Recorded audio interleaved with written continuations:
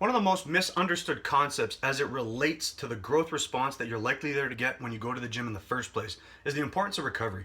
A lot of people associate recovery with regression, and the reason for this likely has to do with the fact that the act of recovering is a very passive act. So before you started working out, the act of recovery is the same thing that you were doing then, which is basically sitting around doing nothing. You got tired of looking and feeling a certain way, so you substituted out the act of doing absolutely nothing, which is now recovery for you, and you substituted in the act of training and imposing a demand. This provided a return on your investment that you weren't getting before when all you were doing was the act of recovery. Therefore, you now associate the situation to be like this: training equals progression, recovery equals regression. Why the fuck would I ever want to invest in the recovery? But both are just as important elements to the equation of providing the return on investment that you're there to get. So the way you got to look at it is like this: imagine your body is like its own stock market. So in this stock market, you got two stocks that you can invest in. You got training and you got recovery. Every effort that you invest into training is an effort that you did not invest into recovery. But every effort that you invest into training is an effort that is required to be invested into recovery as well. But people don't see it this way. The way they see it is training equals results. So I'm going to invest into training, invest into training, invest into training. And what happens is, over time, number one, the body adapts, they get desensitized. Number two, they overwork their capacity to recover. They don't see the return on investment that they believe they're entitled to for the time and effort that they're putting in. So what do? They invest more into training. And this is a big mistake. So I'm going to explain why this is. Now, when you start training, you impose a demand on your body, and this demand challenges multiple systems to promote the growth that you're there to get. It's going to challenge the hormonal system, the immune system, and the nervous system. The first two are directly linked to the growth response. The immune system is responsible for the macrophage, cytokine, satellite cell activation part of the growth response, and the hormonal system contributes by keeping anabolic hormones higher than catabolic in the recovery period. But if all you did was invest into training and you do not invest into recovery, you're going to drain these systems. If you drain these systems, your chance of getting sick is higher, your sex drive will be lower, you're going to be depressed, and you're going to look and feel like total fucking garbage. So that's going to negatively affect the return you get on your investment in the first place. So what do people do? They start to get frustrated, they start to behave irrationally, and they start to invest more into training when really they need to be investing more into recovery. You have to look at recovery as an investment. It's an active investment. It's not just this passive thing that results in regression. Now, if you overinvest in the recovery, you'll regress. But if you overinvest into training, you're going to limit the return you're going to get on your investment of time and effort in the first place.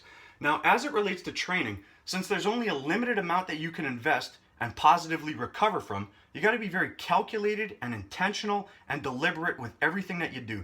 A big mistake a lot of people make is they just invest into training. So the first mistake is they don't invest in recovery.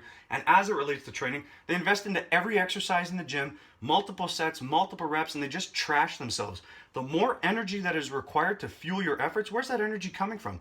There's a hormone called cortisol. It's a mobilizing hormone. It mobilizes stored energy to fuel muscular efforts. If you chronically elevate cortisol, that blunts the mTOR response. mTOR is the gene most associated with turning food that you eat into muscle on your body. So if you overwork, you're limiting the growth response as is.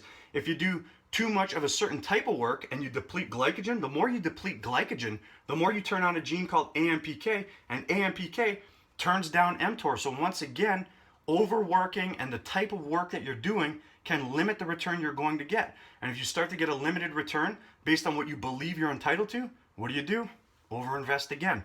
Big mistake most people make. Now, another mistake is people fail to take into consideration the overall impact of the work that they're doing. They associate the difficulty of the work on the body anyways by how much work the muscles did during a set. The more sets you add, the greater demand you impose, the greater recovery required. Adding sets is more demanding than adding a rep or two here and there. And a lot of people, the way they look at it is like this: high reps, lightweight, you deplete glycogen. Repleting glycogen is a very rapid and simple process.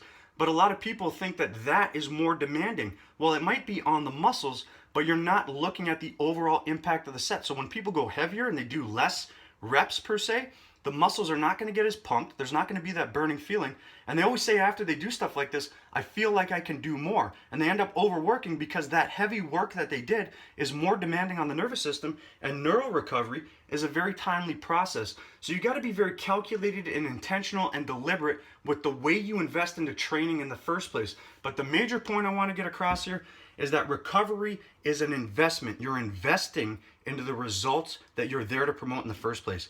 You're not going to regress unless you overinvest into recovery and you stop imposing a demand on your body. So that's something I want to share because a lot of people don't see it this way. A lot of people think recovery is regression. That is not the case. So if you like this information, share this with those people. If you like it for yourself, click the fucking button at the bottom, subscribe to the channel, and I'll keep bringing you the best information that you're going to find, at least as it relates to training to build muscle and get stronger.